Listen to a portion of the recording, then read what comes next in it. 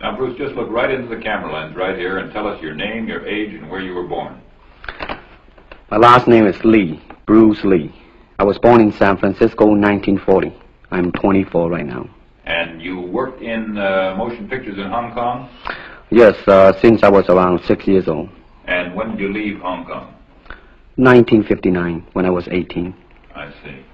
Now look over to me, Bruce, as we talk. I understand you just had a baby boy? Yeah. And you've lost a little sleep over it, have you? 3 nights. And tell the crew what time they shoot the pictures in Hong Kong.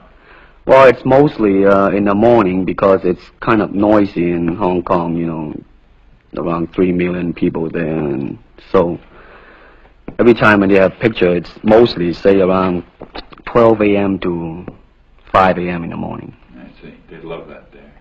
And you went to college in the United States? Yes. And what did you study? Philosophy. I see.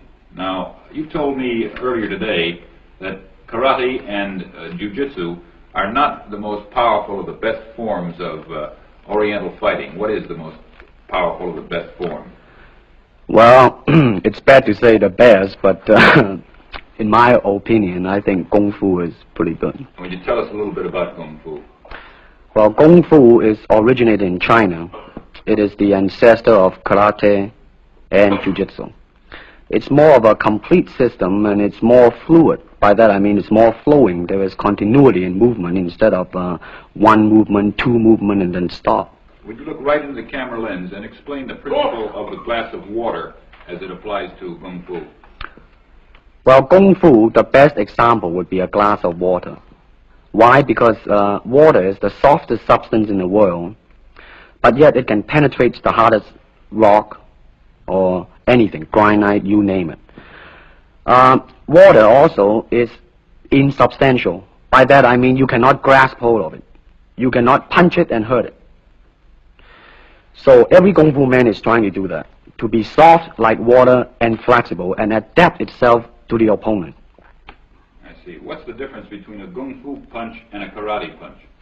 Well, a karate punch is like an iron bar, whang. A Kung Fu punch is like an iron chain with an iron ball attached to the end, and it go whang, and it hurt inside. Okay. Now we're going to cut, and in just a second we'll have you stand up and show us some Kung Fu and some movements in Kung Fu. Okay. Cut. Got it. Test X2, take 1. Speed. Now look directly into the camera, Bruce. Directly at it. And now give me a 3/4 this way. And hold it. And give me a profile that way, all the way. Good. Hold it. Now come back to a profile on the other side. And hold that.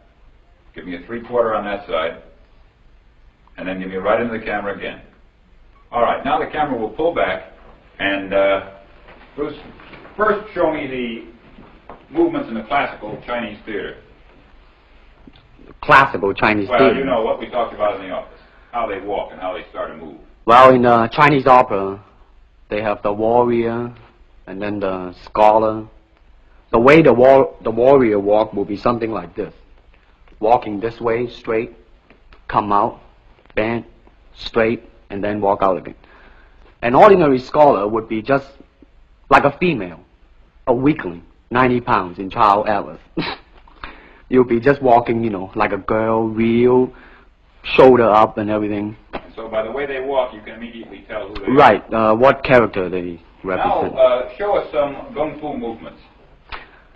Well, it is hard to show it alone, but I will try to do my best. All right, maybe one of the fellows will walk in. You want to walk Yeah, in? it would be... Go ahead. Go ahead. Go ahead. Come on, lady. Okay. Okay. Although accidents do happen, but, you know... There are various kind of strike. It depends on where you hit and what weapon you will be using. To the eyes, you would use fingers. Don't worry. To the eyes.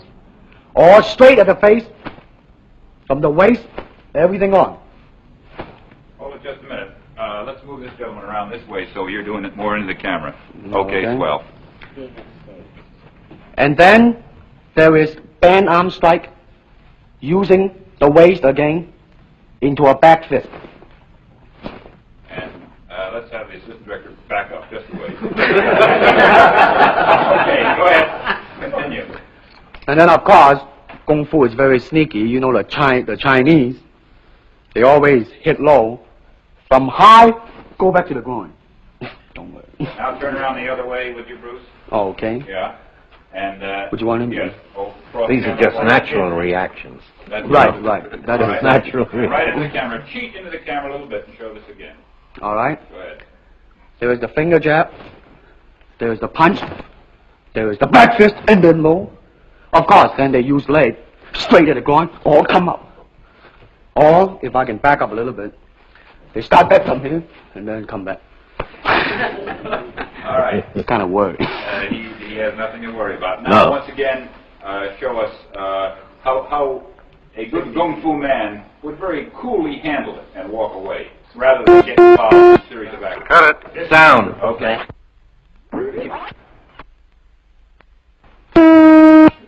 Test X2, take 2. Now, Bruce, so that we can clearly see what you're doing this time, we'll face the fact that there's nobody there. Show me now the difference between jiu-jitsu, which is long and involved, and Kung Fu, which is very quick if you have an opponent. All right, for instance, you will read it in a book, in a magazine and everything, that when somebody grab you, you will first do this, and then this, and then thousands of steps before you do a single thing. Of course, these kind of magazine would teach you to be feared by your enemies and admired by your friends and everything. See? But in Kung Fu, it always involves a very fast motion. Like, for instance, a guy grabbing your hand. It's not the idea to do so many steps. Step him right on the instep. He'll let go. This is what we mean by simplicity. Same thing in striking and in everything. It has to be based on a very minimum motion so that everything would be directly expressed. One motion, and he's gone. Doing it gracefully, not to go, yelling and jumping all over him, but to do Excuse me. Okay. Now, show me once again just a few movements there. Well, Kung Fu can be practiced alone or with a partner. Practicing alone, they involve forms. Some imitate a crane, a monkey, a praying mantis. This is a crane form. Start off.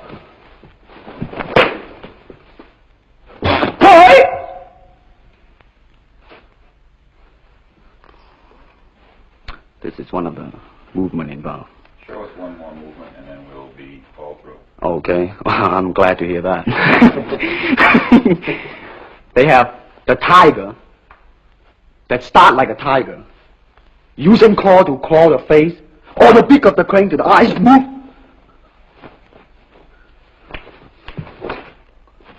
This is some of the movement involved. Thank you very much. Thank you very much.